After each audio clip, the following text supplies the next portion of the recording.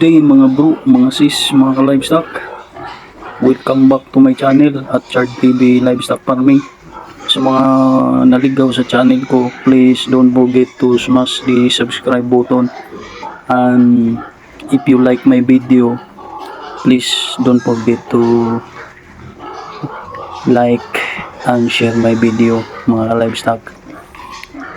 Shout out to all my subscribers. Thank you very much for subscribing my channel at Chard TV Livestock Farming. At sa mga hindi pa nag-subscribe, please don't forget to subscribe my channel. And to all the viewers, maraming salamat po sa pagtangkilik sa mga video ni Chard TV. Si Chard TV po once again hindi nagmamarunong sa pagbibigay ng tips sa inyo tungkol sa pag-aalaga ng baboy. Si Chard TV po ay hindi nagyayabang sa mga baboy. Si Chard TV po isang maliit lang po na magbababoy, pero sa at may young age, mga ka-livestock, namulat na talaga si Chard TV sa pag-aalaga ng mga baboy.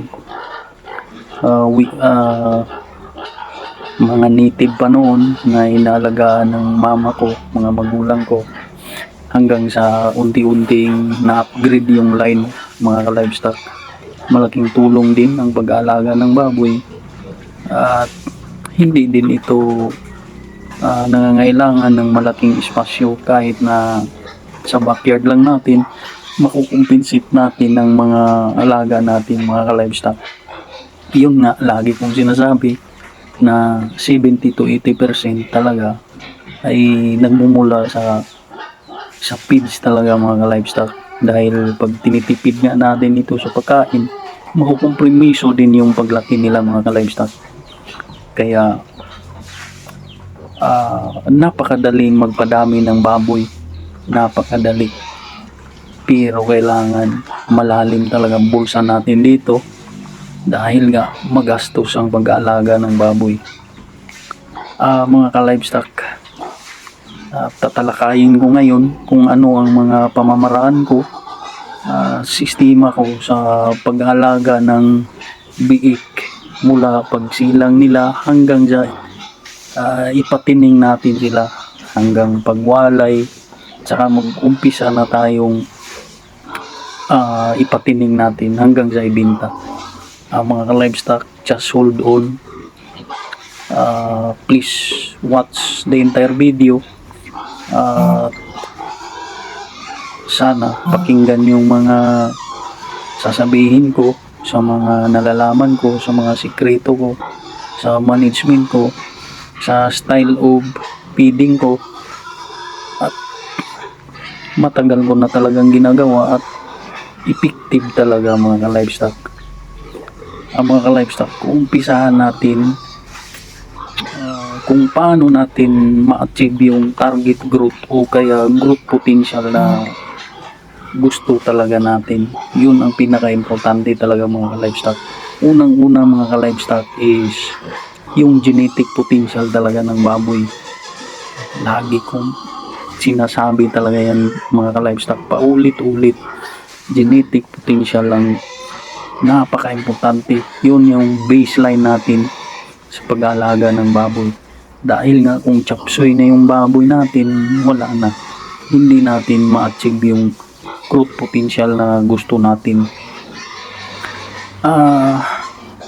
Sa genetics, mga ka-livestock, dapat alamin natin unang-una yung mga genetic. May iba't ibang katangian kasi yung mga baboy, mga ka-livestock. Merong fast grower, merong medyo may kabagalan sa paglaki, at lahat ng mga klase ng baboy, mga ka-livestock, merong mga kahinaan. Tatalakayin natin unang-una yung landrace, yung pinaka-paborito ko, yung typical na landrace. Mahaba talagang katawan yan, bagsak yung tainga, tsaka maraming mag-anak, at malalaki talaga yung mga biik na iwalay sa mga landrace. Napaka maganda talaga, ideal talaga. Kaso lang may kahinaan ng landrace mga livestock sa kanilang mga paa. Medyo mahina yung kanilang paa. Kaya ang ginagawa ng iba, hinaluan ng ibang line. May isa namang ang landrace mga livestock is typical talaga white. Mayroong isa namang white, yung tinatawag na large white, yung tayo yung tainga, maganda yung pangangatawan, may mga malalakas na paa, nagbibigay din ng mga malalaking biik, madami ding mga anak. At kaso mga livestock may katabaan ng landrace. So kung sa meat type na medyo may katabaan ng landrace, large white pala, sorry, may katabaan compare sa landrace. Yung baseline talaga ng mga farm mga livestock is yung tinatawag na F1. Cross yan ng landrace tsaka large white. Yun talaga yung makikita natin sa mga farm na puti. Baseline talaga yan, F1, landrace cross, large white. Yung durok tsaka pit trim, ginagawa lang yung terminal board. Terminal board dahil pinapasampahan ng pitrin o kaya durok para ang labas hybrid vigor, may hybrid vigor na tinatawag. For meat type, maganda ang kalidad ng karne mga livestock sa mga biik na gagawing patabaing baboy. For patining lang talaga mga livestock yung purpose sa tinatawag na 3-week cross o kaya 4-week cross. Ang mga livestock, yun, basic yun. Tapos punta tayo sa pag-aalaga ng biik. Yun na, at sa practice ko is pag sa day 1 nagputol ako ng ngipin tsaka buntot bago ko ipasuso. At the age of 3 days old, magturok tayo ng iron, yung pinaka magandang klaseng iron base. Tsaka pa sa 10 days mag-castrate na tayo sa mga lalaki, at the same time magturok tayo ng oxytetracycline base. Lahat tuturukan natin, at the same time mag-hirnuts na din tayo. Yun nga, at the age of 15 or 20 days magturok na naman tayo ng big complex bilamil mga livestock. Yun nga, at the age of 5 days tuturuan na sila nating kumain. Pakainin natin sila ng masasarap gaya ng Pigrulac Immunobooster. Haluan natin ng pulpo milk, powdered milk, yun mga livestock na gawa ng Microbit. Kung walang available na Immunobooster, pwede rin sprinter ng Pilmico. Yun, masarap sa kanila siguro yung mga livestock, kaya ubusin talaga nila yung mga livestock. At in the first day, ipahid lang muna sa suso, kunti lang, para maamoy nila at malasahan nila. Hanggang sa second day, unti-unti na yung kakain in the third day. At in the following days, so magana na talaga sila mga livestock.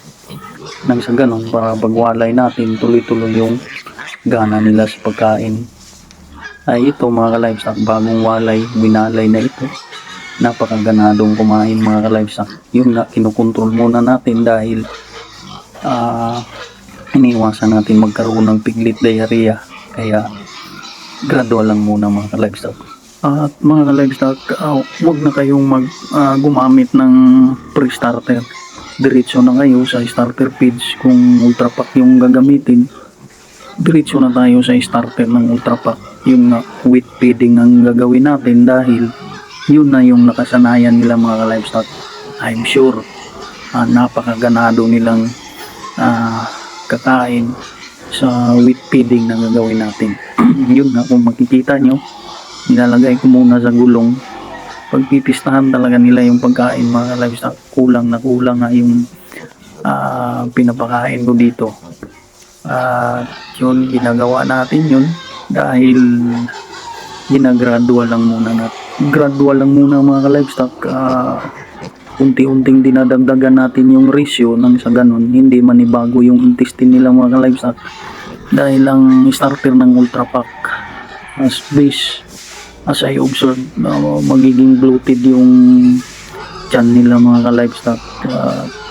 Kasi parang hirap tunawin siguro dahil sa mga ingredients ng starter ng Ultra Pack, pero napakaganda talaga sa mga bagong walay na biik. Makikita talaga natin yung result na maganda talaga yung growth na ibibigay niya. At yun nga, na in my practice, hanggang 2 months ako mag-starter, 1 month sa grower, at 15 or 20 days sa haluan na natin ng kakaunti ng finisher, mga livestock, para lalong bibigat sila ng gusto. Kung yung target natin is 3.5 months, pero napakainam kung may budget tayo mga livestock, paabuti natin ng 4 months. Doon talaga natin makikita yung magkakaroon na ng timbang na 115, 110, 105. Pinakamaliit niyan mga livestock nasa 80. Napakagandang tingnan at sulit talaga, may balik sa baboy. Basta maganda lang yung management na gagawin natin at may kunting alam tayo sa pag-alaga. That's all mga livestock. Ay po, may naibigay akong kunting kaalaman pang dagdag sa mga nalalaman nyo. That's all and good day.